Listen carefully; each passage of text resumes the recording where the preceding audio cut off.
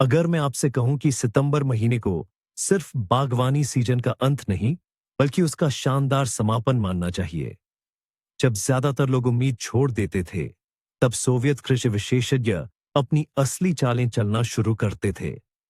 पतझड़ में खाली पड़ी क्यारियों के बारे में आप जो कुछ भी जानते थे, उसे भूल जाइए। आज हम उन्हीं गुप्त संग्रहों को खोलेंगे और वहां से ऐसी विधियां निकालेंगे जिनसे ठंड आने से ठीक पहले भी अविश्वसनीय पैदावार मिलती थी। आप हैरान रह जाएंगे कि ये तरीके कितने सरल, तार्किक और असरदार हैं। आइए एक पल के लिए अतीत में झांकते हैं। ऐसे समय में जब उर्वरकों और विकास उत्तेजकों का ज्यादा चुनाव नहीं था और फसल का हर एक किलो सोने के बराबर था, तब सोवियत संघ के कृषि विशेषज्ञ प्रकृति की गहरी समझ, विज्ञान और अपनी चतुराई पर निर्भर रहते थे। उनके तरीके कोई जादू नहीं थे, बल्कि पौधों और मिट्टी के साथ काम करने की एक परखी हुई प्रणाली थी। वे जानते थे कि आखिरी गर्म दिन तक प्रकृति को अपने लिए कैसे काम करवाना है। और आज हम इन्हीं ज्ञान को गहराई से जानेंगे। तो चलिए बुनियाद से शुरू करते हैं। सितंबर की भरपूर फसल का पहला और सबसे अहम राज है आपके पौधों का मेनू बदलना। कई लोग आदत के तौर पर जुलाई की तरह ही अपने खेत या बगीचे को खाद देते रहते हैं, और यह एक बहुत बड़ी गलती है। सितंबर का मुख्य नियम याद रखें, नाइट्रोजन बिल्कुल नहीं या बहुत कम। नाइट्रोजन हरी पत्तियों और नई कॉम्पलों के विकास को बढ़ावा देता है। अब हमें इनकी क्या जरूरत? जल्द ही ठंड पड़ने लगेगी और यह सारी कोमल हरियाली बस जम जाएगी, जिससे पौधे की कीमती ऊर्जा बर्बाद हो जाएगी। हमारा लक्ष्य सिर्फ ऊपरी हिस्से को बढ़ाना नहीं है, बल्कि सारी ऊर्जा फलों और जड़ों में लगाना है। इसलिए हम अपना ध्यान दो अन्य सबसे महत्वपूर्ण तत्वों पर केंद्रित करते हैं, फास्फोरस और पोटेशियम। फास्फोरस पकने का निर्देशक है। यही फलों को तेजी से भरने, रंग पकड़ने और पोषक तत्व जमा करने में मदद करता है। और पोटेशियम शरद ऋतु का असली सुपरहीरो है। ये स्वाद के लिए जिम्मेदार है, जिससे फल और जड़ वाली सब्जियां मीठी बनती हैं। ये पौधों की बीमारियों के प्रति रोग प्रतिरोधक क्षमता बढ़ाता है।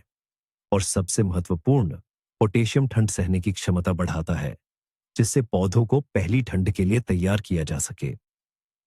क्या इस्तेमाल करें? मोनोफॉस्फेट ऑफ पोटेशियम एक आदर्श विकल्प है, या फिर आप सुपर फॉस्फेट और पोटेशियम सल्फेट का उपयोग कर सकते हैं। और जैविक खाद पसंद करने वालों के लिए पुरानी अच्छी लकड़ी की राख, जो पोटेशियम और सूक्ष्म पोषक तत्वों से भरपूर होती है। ठीक है, पोषण के बारे में तो हमने बात कर ली, लेकिन अगर पौधा जम ही जाए तो कितना भी पोषित क्यों ना हो, फसल नहीं दे पाएगा। तो दूसरा राज है दिन की इस अनमोल गर्मी को बचाकर रखना। सितंबर का महीना बड़ा ही धोखेबाज होता है। दिन में धूप भले ही तेज हो, पर रात में तापमान अचानक गिर जाता है। कई बार तो शून्य के करीब पहुंच जाता है। टमाटर, शिमला मिर्च और खीरे जैसी गर्मी पसंद करने वाली फसलों के लिए यह एक बड़ा तनाव है, जो फलों को पकने से रोक देता है। तो हमारे सूझबूझ वाले पूर्वज क्या करते थे? वे एकदम मामूली चीजों से मिनी ग्रीन हाउस बना लेते थे। सबसे आसान तरीका है रात में क्यारियों को नॉन वोवन कवरिंग मटेरियल जैसे स्पन बॉन्ड से ढक देना। इसे बस थोड़ी नीची मेहराबों पर या सीधे पौधों के ऊपर डाल दें। सबसे जरूरी बात यह है कि सुबह इस कवर को जरूर हटा दें, ताकि पौधे ज्यादा नमी से खराब न हो और उन्हें अपनी धूप मिल सके। और ये रही एक और थोड़ी ज्यादा चालाक तकनीक, हीट एक्यूमुलेटर। सामान्य प्लास्टिक की बोतलें ले, उनमें पानी भरे और उन्हें पौधों के बीच फैला दें।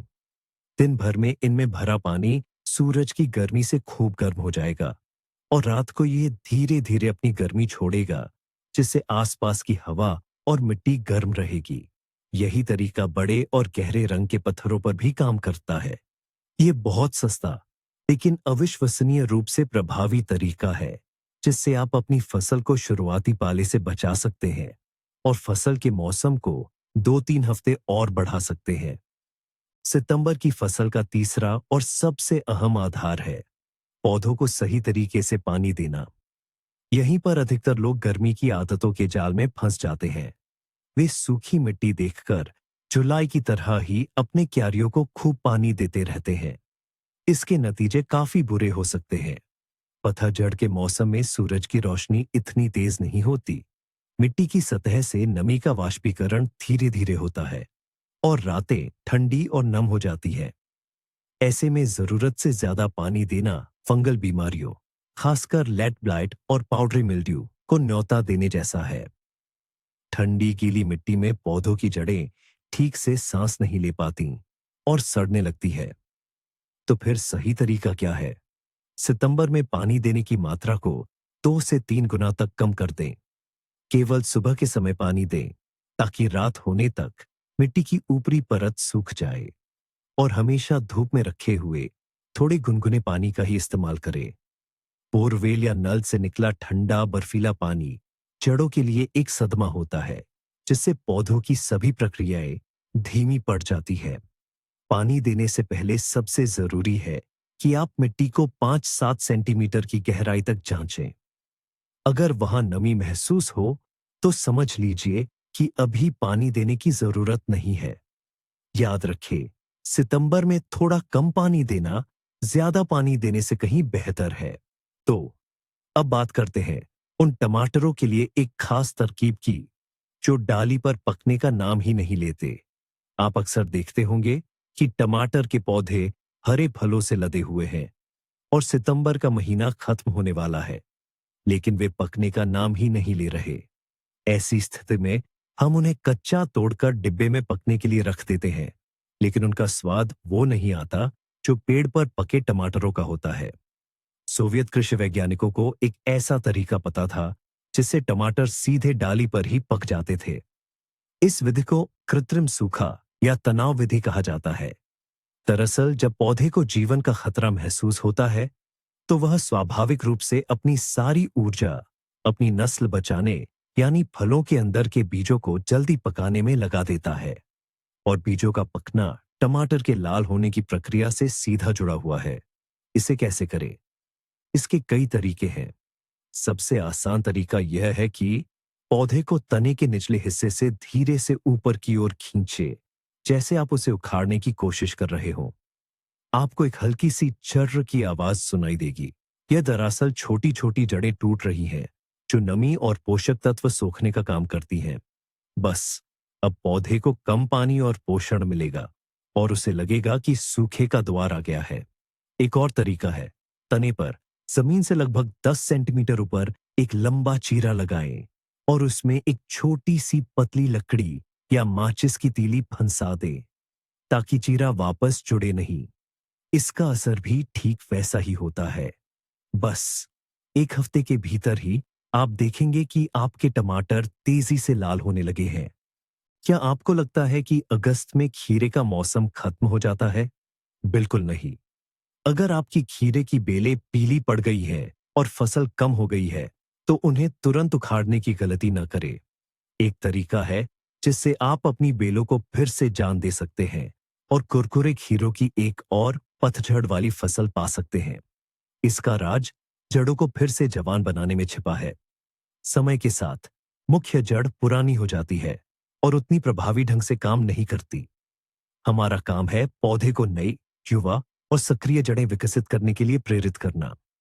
इसके लिए खीरे की बेल से नीचे के पीले पड़ चुके पत्तों को सावधानी से हटा दें। फिर बेल को जाली से धीरे से उतारें और उसके नंगे हिस्से को पौधे के आधार के पास जमीन पर एक गोले के रूप में बिछा दें। बेल के इस हिस्से को उपजाऊ मिट्टी या खाद से ढक दें। सिर्फ ऊपरी हिस्सा, जिसमें नए पत्ते और फूल हैं, उसे खुला छोड़ दें और इसे हल्के गर्म पानी से अच्छी तरह सींचे। बस 1 हफ्ते में ढके हुए तने के हिस्से से नई जड़ें निकलनी शुरू हो जाएंगी। ये जड़ें ही पौधे को दूसरी जिंदगी देंगी। नई ऊर्जा से नए खीरे बनेंगे, जिन्हें आप ठंड पड़ने तक मजे से तोड़ते रहेंगे। आइए अब बात करते हैं गर्मी पसंद करने वाली हमारी प्यारी सब्जियों, मिर्च और बैंगन की। सितंबर में इनकी एक बड़ी दिक्कत है और वो है इनका लगातार कुछ न कुछ नया उगाते रहने का स्वभाव।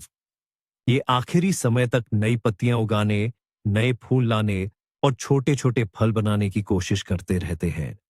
लेकिन हम तो जानते हैं कि इन नए फूलों और फलों के पकने की कोई संभावना नहीं है और ये मुख्य पौधे की ढेर सारी ऊर्जा बेकार में ले लेते हैं। इसलिए सितंबर में हमारा मुख्य काम है मिर्च और बैंगन को पहले से लगे हुए फलों पर ध्यान केंद्रित करने के लिए प्रेरित करना। इसके लिए हम सेकेटर हाथ में लेंगे और पूरी दृढ़ता से लेकिन सोच समझकर काम करेंगे।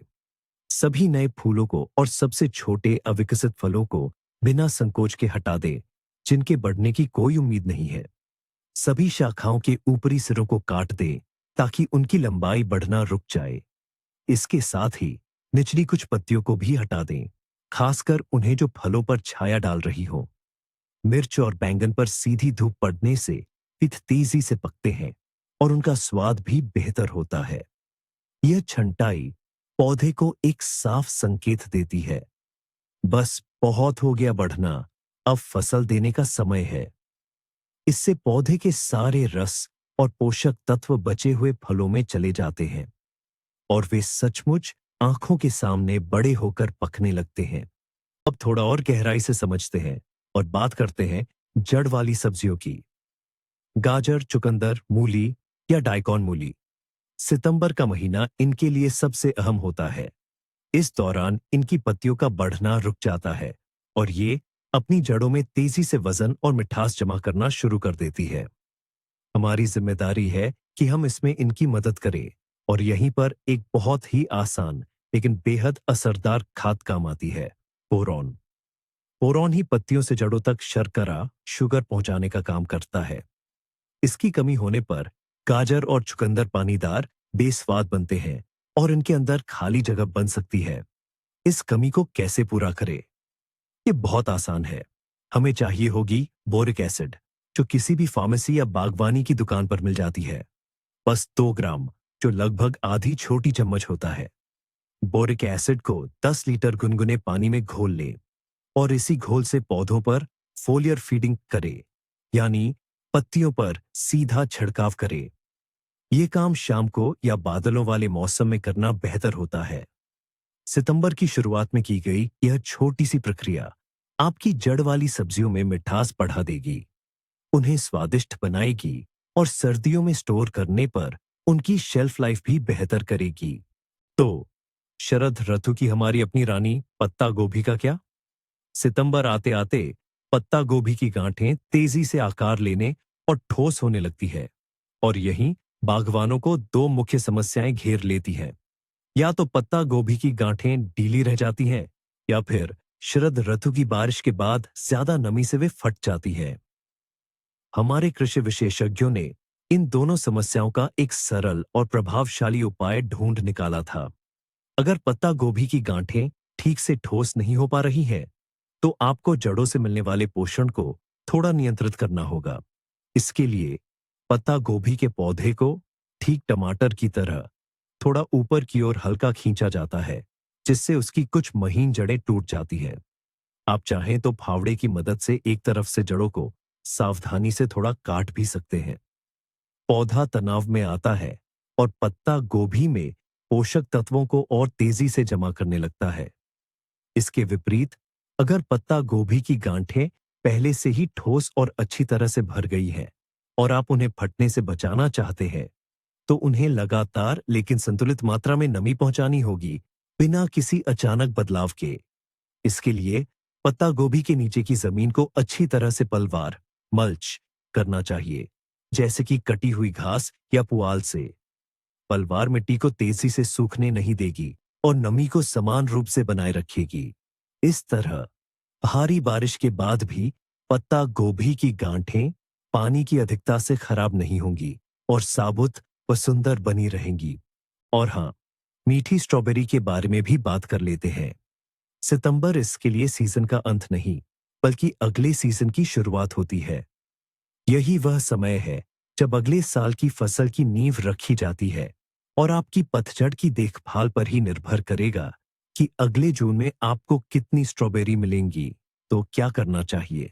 सबसे पहले पौधों की साफ सफाई करें। सभी पुराने, बीमार और लाल पड़ चुके पत्तों को बेझिझक हटा दें। केवल युवा और स्वस्थ पत्तों को ही रहने दें। दूसरा काम, अगर आप स्ट्रॉबेरी के नए पौधे नहीं उगाना चाहते, तो सारे रनर प्रवर्धक लताएं हटा दें। ये रनर मुख्य पौधे से बहुत सारी ऊर्जा खींच लेते हैं, जबकि इस ऊर्जा की जरूरत अगले साल के फूलों की कलियों को विकसित करने के लिए होती है। और तीसरा, सबसे महत्वपूर्ण काम है खाद देना। गर्मी के फल देने के बाद पौधे थक जाते हैं। उन्हें सब्जियों की तरह अभी फास्फोरस और पोटेशियम की जरूरत होती है। आप कम नाइट्रोजन वाला कोई भी मिश्रित पतझड़ वाला उर्वरक इस्तेमाल कर सकते हैं, या फिर आप पारंपरिक तरीका अपना सकते हैं। पौधों के नीचे लकड़ी की राख छिड़कें और मिट्टी में हल्का मिला दें। यह स्ट्रॉबेरी को जरूरी पोटेशियम देगा और उन्हें फंगल रोगों से भी बचाएगा। सितंबर में की गई ये छोटी सी देखभाल आपको अगले सीजन में भरपूर स्ट्रॉबेरी का स्वाद छकाएगी। पतझड़ का मौसम सिर्फ कटाई का ही नहीं, बल्कि बीमारियों का भी होता है। नमी, ठंडी रातें और कोहरा फंगल संक्रमणों के पनपने के लिए एकदम सही माहौल बनाते हैं। खासकर टमाटर और आलू में फाइटोफथोरा, झुलसा रोग, और खीरे व कद्दू में पाउडरी मिल्ड्यू, छाछिया रोग। सितंबर में जब फल बस तोड़ने ही वाले हों, ऐसे में तेज रसायनों का इस्तेमाल करना कोई नहीं चाहता। और यहीं पर सुरक्षित लेकिन असरदार घरेलू उपाय काम आते हैं, जिनका इस्तेमाल सोवियत जमाने के बागबान बड़े पैमाने पर करते थे। फाइटोफथोरा से बचाव के लिए आयोडीन और दूध से बना घोल बहुत बढ़िया काम करता है। 10 लीटर पानी में 1 लीटर कम वसा वाला दूध या छाछ लें और उसमें 20-30 बूंदें सामान्य मेडिकल स्टोर वाले आयोडीन की मिलाएं। दूध की परत पत्तियों पर एक सुरक्षात्मक कवच बना देती है, जबकि आयोडीन में कीटाणुनाशक गुण होते हैं। इस घोल का छिड़काव हर 7-10 दिनों में एक बार करना चाहिए। वहीं पाउडरी मिल्ड्यू से निपटने के लिए वॉशिंग सोडा, कपड़े धोने वाला सोडा के घोल से बेहतर कुछ नहीं। 50 ग्राम सोडा और 40 ग्राम कसा हुआ कपड़े धोने वाला साबुन 10 लीटर गुनगुने पानी में घोला जाता है। साबुन घोल को पत्तियों पर बेहतर तरीके से चिपकाने में मदद करता है। ये उपचार इंसानों और फसल के लिए पूरी तरह से सुरक्षित है, लेकिन पौधों पर एक क्षारीय वातावरण बनाते हैं, जहां फंगस पनप नहीं पाते। आइए, आज हम एक बहुत ही लोकप्रिय बागवानी मिथक को दूर करते हैं कि पतझड़ के पत्ते कचरा हैं जिन्हें जला देना चाहिए। एक सोवियत कृषि विशेषज्ञ के लिए, जो हर संसाधन का अधिकतम उपयोग करने के आदी थे, यह बात किसी पवित्र वस्तु के अपमान के समान लगती। गिरे हुए पत्ते कचरा नहीं है, बल्कि ये सबसे मूल्यवान जैविक खाद है, आपके बगीचे के लिए मुफ्त का सोना। तो इनका क्या करें? पहला, ये खाद कंपोस्ट बनाने के लिए उत्तम सामग्री है।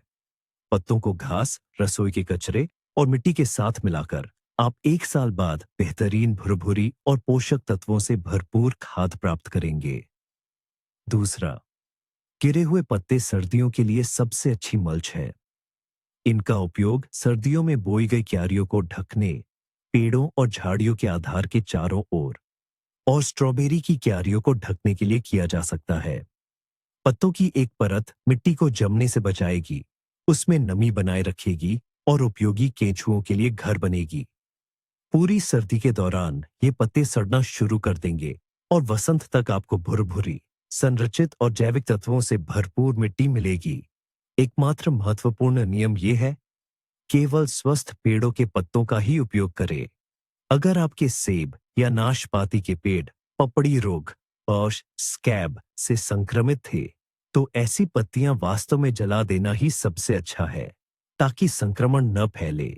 मिट्टी के विषय पर अपनी बात को जारी रखते हुए हम एक बेहद शानदार कृषि तकनीक पर बात करेंगे, सिडरेट्स की बुवाई। खाली जगह खाली नहीं रहती। यह प्रकृति का नियम सोवियत कृषि वैज्ञानिकों को बखूबी पता था। फसल कटाई के बाद सर्दियों में खेतों को खाली छोड़ देना लापरवाही की हद मानी जाती थी। खाली पड़ी जमीन बारिश से कट जाती है, हवा से उड़ जाती है, सख्त हो जाती है और खरपतवारों से भर जाती है। इस समस्या का समाधान है खाली हुई जमीन पर सिडरेट्स या हरी खाद बोना। ये क्या होते हैं? ये ऐसे पौधे होते हैं जो तेजी से अपनी हरी पत्तियां बढ़ाते हैं, फिर उन्हें काटकर मिट्टी में मिला दिया जाता है। शरद ऋतु की बुवाई के लिए सरसों, जई, राई और फेसिलिया जैसे पौधे आदर्श विकल्प हैं। इनसे क्या लाभ होते हैं? सबसे पहले, इनकी मजबूत जड़ प्रणाली किसी भी फावड़े से बेहतर मिट्टी को ढीला करती है और भुरभुरा बनाती है। दूसरे, इनकी हरी पत्तियां सड़कर मिट्टी को जैविक पदार्थों और पोषक तत्वों से समृद्ध करती हैं। तीसरे, कुछ सिड्रेट्स जैसे कि सरसों ऐसे तत्व छोड़ते हैं जो मिट्टी को कीटाणु रहित करते हैं, हानिकारक फफूंदों के विकास को रोकते हैं और तारकृमि जैसे कीटों को दूर भगाते हैं। संक्षेप में, आप एक तीर से 3 निशाने साधते हैं। मिट्टी की संरचना सुधारते हैं, उसे खाद देते हैं और उसका उपचार भी करते हैं। और वसंत आने पर आपको बस इन बढ़े हुए सिड्रेट्स के साथ क्यारी को फिर से पलटना होगा और वह नई बुवाई के लिए पूरी तरह तैयार होगी। अब बात करते हैं हमारे बगीचे की रानी कद्दू की।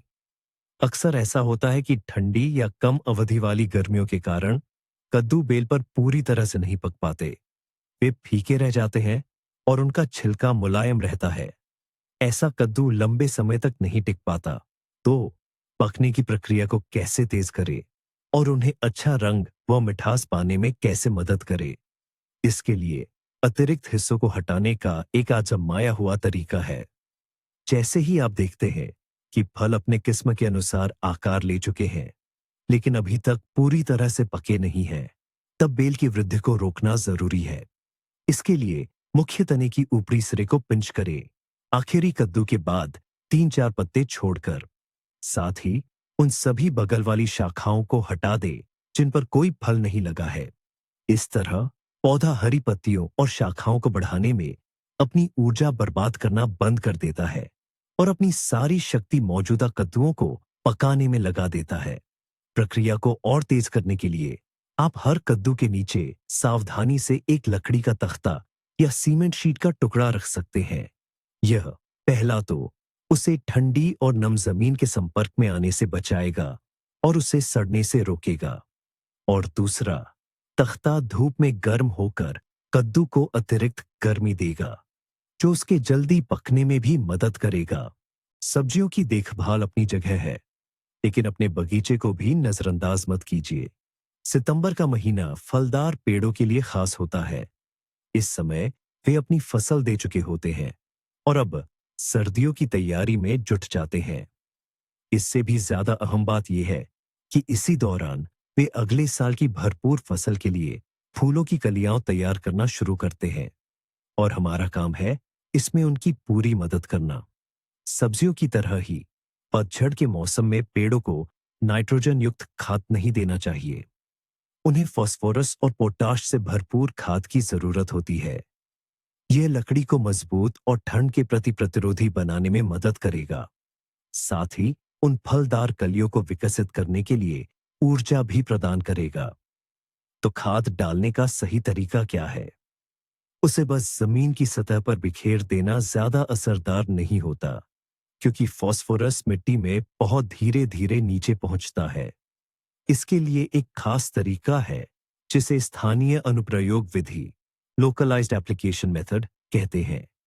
पेड़ की टहनियों के फैलाव के दायरे में जहां सबसे सक्रिय जड़ें होती हैं, जमीन में 30-40 सेंटीमीटर गहरे कुछ गड्ढे या छेद बनाए जाते हैं। यह काम आप सब्बल, लोहे की रॉड या बगीचे के बर्मे की मदद से कर सकते हैं। इन्हीं छेदों में सुपरफॉस्फेट और पोटेशियम सल्फेट के दानेदार खाद डाले जाते हैं, जिसके बाद उन्हें अच्छी तरह पानी से सींचा जाता है।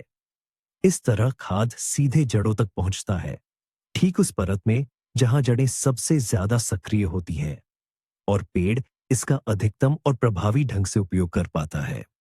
शरद ऋतु की यह खाद भविष्य के सेब या नाशपाती की शानदार फसल के लिए सबसे बेहतरीन निवेश है। आज मैं आपको सर्दी वाले लहसुन की बुवाई से जुड़ी एक ऐसी अहम सलाह देने जा रहा हूं जिसे अक्सर लोग नजरअंदाज कर देते हैं। यह तो सभी जानते हैं कि इसे सर्दी में बोया जाता है, पर ठीक कब? यहां एक छोटी सी गलती आपकी पूरी फसल बर्बाद कर सकती है।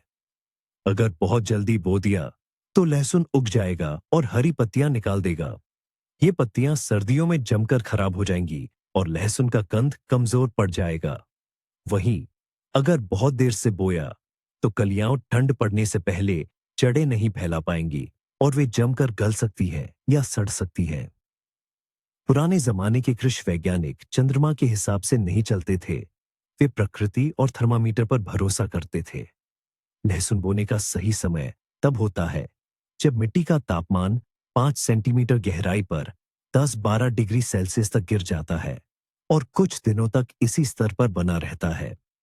इसका मतलब है कि लहसुन को कड़ाके की ठंड पड़ने से पहले करीब 3-4 हफ्ते मिल जाते हैं। इस दौरान वह अपनी जड़ें मजबूत कर लेता है, लेकिन हरी पत्तियां नहीं निकालेगा। लेकिन अगर आपके पास मिट्टी का थर्मामीटर न हो, तो इस सही समय का पता कैसे लगाएं? आप पेड़ों से संकेत लें। जैसे ही पेड़ों से पत्ते बड़ी संख्या में झड़ने लगे, तो समझ लीजिए कि मिट्टी सही तापमान तक ठंडी हो गई है और लहसुन लगाने का सही समय आ गया है। आइए एक बार फिर राख की बात करते हैं। हमने पहले भी इसका उल्लेख पोटेशियम के एक महत्वपूर्ण स्रोत के रूप में किया है, लेकिन सितंबर में इसका एक और बहुत ही खास और महत्वपूर्ण उपयोग है। राख सिर्फ एक उर्वरक ही नहीं, बल्कि मिट्टी की अम्लीयता को कम करने वाला एक उत्कृष्ट पदार्थ है। साथ ही यह फंगल रोगों से बचाव और कुछ कीटों को दूर भगाने का भी एक शानदार तरीका है। शरद ऋतु में फसल कटाई के बाद, खासकर उन क्यारियों में जहां अम्लीय मिट्टी पसंद करने वाली फसलें उगाई गई थीं, या जहां आपको काई मॉस दिखाई दे, वहां राख का छिड़काव करना बहुत फायदेमंद होता है। बस सूखी लकड़ी की राख को क्यारी की सतह पर समान रूप से बिखेर दे। शरद ऋतु की बारिश और वसंत में पिघली हुई बर्फ का पानी धीरे धीरे राख को घोलकर मिट्टी में गहराई तक ले जाएगा, जिससे मिट्टी की अम्लीयता धीरे धीरे और प्राकृतिक तरीके से सामान्य हो जाएगी। इसके अलावा राख से बनने वाला क्षारीय वातावरण, एल्कलाइन एनवायरनमेंट, कई रोगजनक फंगस के बीजाणुओं के लिए घातक होता है, जैसे कि पत्ता गोभी की क्लब रूट बीमारी के कारक। और हाँ, घोंघे, स्लग तथा कुछ प्रकार के मिट्टी में रहने वाले कीटों को राख की गंध बिल्कुल पसंद नहीं आती। इस प्रकार यह आसान सी शरद ऋतु की प्रक्रिया एक साथ कई समस्याओं को हल करती है। यह मिट्टी को पोषण भी देती है, उसकी अम्लीयता को नियंत्रित भी करती है और अगले मौसम के लिए क्यारियों को कीटाणु रहित भी करती है। हमारा बगीचा सिर्फ खाने की चीजों के लिए ही नहीं, बल्कि सुंदरता के लिए भी है। और सितंबर बहुवर्षीय फूलों की देखभाल के लिए एक अहम महीना है, ताकि अगले साल आपके पियोनिया, फ्लॉक्स, आइरिस और लिली शानदार फूलों से खिले। इसके लिए अभी इन पर ध्यान देना जरूरी है। सितंबर में ज्यादातर बहुवर्षीय पौधों के लिए मुख्य काम है उनका विभाजन और प्रत्यारोपण। गर्मियों में पौधे बहुत घने हो जाते हैं, उनकी जड़ें आपस में उलझ जाती हैं और पुराने केंद्र वाला हिस्सा कमजोर पड़ने लगता है। अगर इन्हें अलग अलग करके न लगाया जाए, तो अगले साल फूल उतने घने और बड़े नहीं खिलेंगे। ये कैसे करें? पौधे को सावधानी से खोदें, जड़ों को नुकसान पहुंचाए बिना। अतिरिक्त मिट्टी झाड़ दें। एक तेज चाकू या फावड़े से जड़ को कई हिस्सों में बांट लें। इन हिस्सों को डिवीजन कहते हैं। हर हिस्से में कुछ स्वस्थ कॉम्पलें और अच्छी जड़ें होनी चाहिए। पौधे के पुराने केंद्रीय हिस्से को हटा देना बेहतर है और इन नए तैयार किए गए छोटे पौधों को नई जगहों पर लगा दें। पतझड़ तक वे अच्छी तरह से जड़ पकड़ लेंगे और वसंत में नई ताकत के साथ बढ़ेंगे। वे आपको पुराने घने पौधे के मुकाबले कहीं ज्यादा शानदार और रंगीन फूल देंगे। भरपूर फसल उगाना आधी सफलता है। इससे भी अधिक महत्वपूर्ण दूसरी आधी सफलता है, उसे सही सलामत रखना। गाजर और चुकंदर के दर्जनों किलो का क्या फायदा अगर जनवरी आते आते वे सड़ जाए या मुरझा जाए। लंबे समय तक भंडारण का रहस्य तहखाने या भंडार गृह की सही तैयारी में छिपा है, और यह काम सितंबर में ही करना चाहिए, जब आपका भंडारण स्थल अभी खाली हो। सबसे पहले पूरी तरह सफाई करें, सारा कूड़ा कचरा बाहर निकाल दें और पिछले साल की फसल के बचे हुए अवशेष हटा दें। इसके बाद आता है कीटाणु शोधन। सबसे पुराना और आजमाया हुआ तरीका है गंधक के धुएं से उपचार, सल्फर फ्यूमिगेशन। गंधक जलाने से निकलने वाला धुआं सभी दरारों में घुस जाता है और फफूंदी, कवक, कीटों तथा चूहों जैसे कृंतकों को भी नष्ट कर देता है। महत्वपूर्ण, गंधक के धुएं से उपचार करते समय सुरक्षा सावधानियों का कड़ाई से पालन करें, क्योंकि यह धुआं अत्यंत विषैला होता है। उपचार के बाद तहखाने को कुछ दिनों के लिए अच्छी तरह बंद कर दें और फिर कई दिनों तक इसे पूरी तरह हवादार रखें। इसके बाद दीवारों और अलमारियों पर ताजे बुझे हुए छूने का सफेदी करना बहुत फायदेमंद होता है, जिसमें थोड़ा नीला थोथा कॉपर सल्फेट मिला हो। चूना एक क्षारीय वातावरण बनाएगा जो फफूंदी के लिए हानिकारक होगा और नीला थोथा कीटाणु शोधन प्रभाव को बढ़ाएगा। केवल ऐसी पूरी तरह से सफाई के बाद ही आपका तहखाना सर्दियों में नई फसल के भंडारण के लिए तैयार होगा। बहुत से बागवान ग्रीन हाउस में अपनी फसल काटने के बाद बस दरवाजा बंद करके चाबी लगा देते हैं और अगली वसंत तक उसे भूल जाते हैं। ये एक बड़ी गलती है जिसका खामियाजा आपको अगले सीजन में भुगतना पड़ सकता है। गर्मियों में ग्रीन हाउस बीमारियों और कीटों के लिए एक आदर्श प्रजनन स्थल बन जाता है। मिट्टी और ग्रीन हाउस के ढांचे पर फाइटोफथोरा, क्लेडोस्पोरियोसिस जैसे रोगों के बीजाणु और मकड़ी के कण व सफेद मक्खी के अंडे बचे रहते हैं। अगर इसे ऐसे ही छोड़ दिया जाए तो वसंत में ये सेना जाग जाएगी और पूरी ताकत के साथ आपकी नई पौध पर हमला कर देगी। इसलिए ग्रीन हाउस की शरद ऋतु में सफाई और उपचार कोई शौकत नहीं, बल्कि एक बेहद जरूरी काम है। तो क्या करें? सबसे पहले सभी तरह के पौधों के अवशेष जैसे पत्तियां, जड़ें और खरपतवार पूरी तरह से हटा दें। इन्हें ग्रीन हाउस से बाहर निकालकर जला देना चाहिए। दूसरे, ग्रीन हाउस के पूरे ढांचे को अंदर से अच्छी तरह धो लें। फ्रेम और कवरिंग जैसे पॉलीकार्बोनेट या ग्लास को साबुन के घोल से धोए और फिर साफ पानी से अच्छी तरह धो लें। इससे धूल, गंदगी और ज्यादातर कीट बह जाएंगे। और तीसरे, मिट्टी को कीटाणु रहित करें। इसे कॉपर सल्फेट, नीला थोथा या आयरन सल्फेट, हरा थोथा के घोल से सींचा जा सकता है, या इससे भी बेहतर, जैसा कि हमने पहले भी बताया था, क्यारी में हरी खाद, सिडरेट्स बोए जैसे सरसों। यह न केवल मिट्टी को स्वस्थ बनाएगी बल्कि उसकी संरचना में भी सुधार करेगी। सितंबर में इस तरह की पूरी सफाई आपके भविष्य के ग्रीन हाउस की फसल के स्वस्थ और भरपूर होने की गारंटी है। और यही हम सबसे अहम मोड़ पर आते हैं।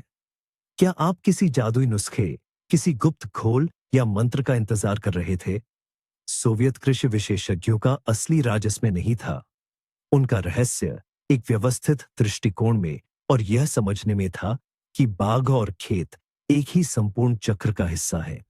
वे अगस्त में अपना मौसम खत्म नहीं करते थे, बल्कि इसे सहजता से एक नए चरण में ले जाते थे।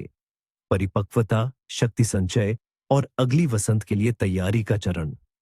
जब बाकी सब अपने उपकरण समेट रहे थे, वे अगले साल की फसल पर काम कर रहे थे। उनके सितंबर के काम भविष्य में एक निवेश थे। वे प्रकृति से संघर्ष नहीं करते थे, बल्कि उसे अपनी प्रक्रियाओं को अधिकतम दक्षता के साथ पूरा करने में मदद करते थे। यही कारण है कि हरी खाद का उपयोग, सही छंटाई और पतझड़ में पोषण जैसे सरल तरीकों ने इतने अद्भुत परिणाम दिए। ये कोई एक बार की घटना नहीं थी, बल्कि कई साल आगे की एक सोची समझी रणनीति थी। तो जैसा कि आप देखते हैं, सितंबर में बम्पर फसल पाने के लिए महंगे रसायनों की जरूरत नहीं है। जरूरत है ज्ञान की, बारीकी से अवलोकन की और थोड़ी सी मेहनत की। दशकों से परखे गए ये तरीके आज भी काम करते हैं, क्योंकि प्रकृति के नियम नहीं बदले हैं। इस वीडियो को अंत तक देखने के लिए धन्यवाद। यदि ये सुझाव आपके लिए उपयोगी साबित हुए और आपने कुछ नया सीखा है, तो कृपया लाइक करें और हमारे चैनल को सब्सक्राइब करें, ताकि आप हमारे अन्य बागवानी रहस्यों से अपडेट रहें। और अब आपसे एक सवाल, पतझड़ के बगीचे के लिए आपके पास कौन सी समय परीक्षित युक्तियां हैं? कृपया टिप्पणियों में अपना अनुभव साझा करें। आइए मिलकर ज्ञान का एक बेहतरीन भंडार बनाएं।